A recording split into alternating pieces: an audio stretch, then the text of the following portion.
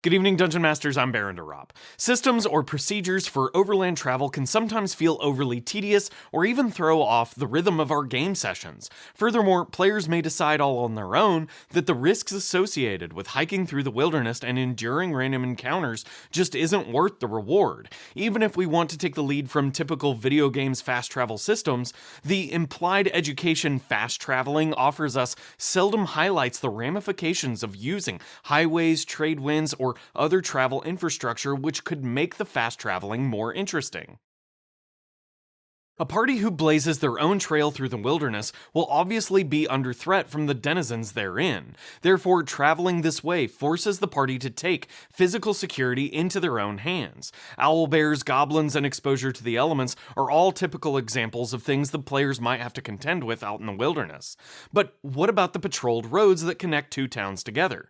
Surely the players can avoid almost all these dangers if the highways are taken. Oddly enough, in our modern society, frontier crime is nearly non-existent, highway bandits are virtually unheard of, and discussing the risk of an owlbear attack will only get you laughed at by patrolling law enforcement. However, in a world where goblins, brigands, dire beasts, and perhaps even dragons are real and constant threats, paved roadways will be markedly more expensive to use. An organized baggage train on paved roads might cost as much as 250 gold per day. Caravan masters have to pay for tolls, mercenary guards, and fees for fresh horse exchanges, and stops at various inns and roadhouses along the way. Sure, the risk of experiencing dangerous random encounters might become dramatically reduced, but that reduction will be reflected in the price of transport.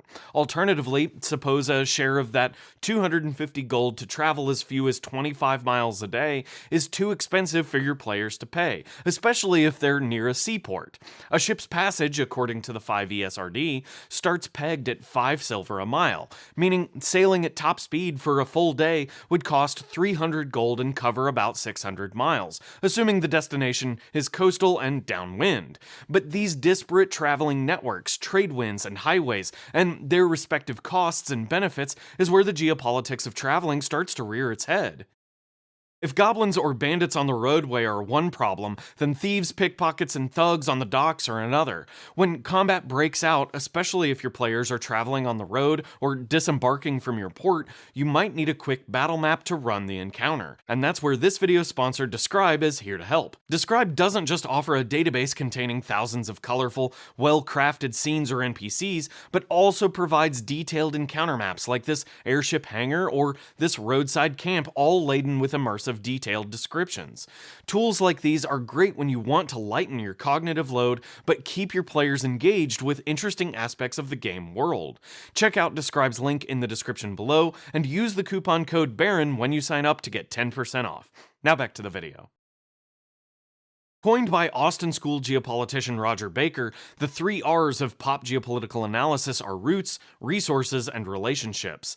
The various methods of transportation characters might interact with coincidentally touch on all 3 of these aspects. Unfortunately, however, they're totally unconsidered when we simply fast travel from one location to the next. Organized people in different geographies must contend with the kinds of routes they can build and operate in order to transport tradable resources, as well as maintain relationships with nearby societies that have those resources. In a nutshell, roads won't connect locations together unless those roads reflect interrelated economic and societal interests. Further, there may be political reasons roads don't exist at all, even where it seems obvious they should.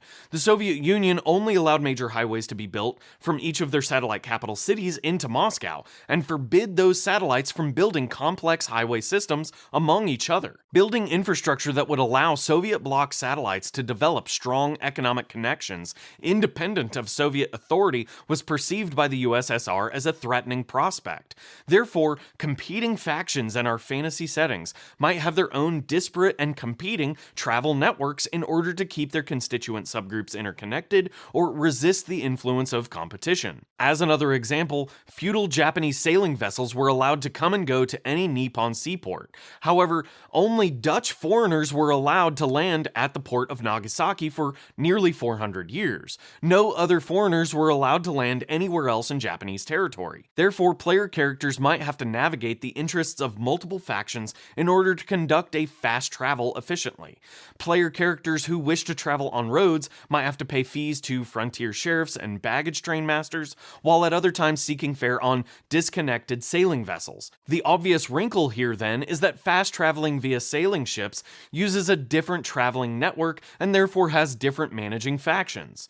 Further, river barge operators might have turf wars with caravan drivers, sailing ship captains, and the port authorities where all these different fast travel transportation networks interconnect. In order to avoid all that drama entirely, however, player characters may get on the good side of a mages guild who can grant access to a network of teleportation circles. However, the instantaneous travel and access to powerful spellcasters might cost the party as much as 500 gold or more per use. All these different forms of transportation, the caravans, sailing vessels, teleportation circles, or even more weird and creative ones like the airship jellyfish from Morrowind, all build overlapping travel networks dungeon masters can leverage for quest hooking or adding depth to our game world, while still facilitating fast traveling. In essence, take a few moments to think about how the various communities in your game world move resources amongst themselves, and what factions control the infrastructure to move those resources, and what relationships the party needs to maintain just to have access to them.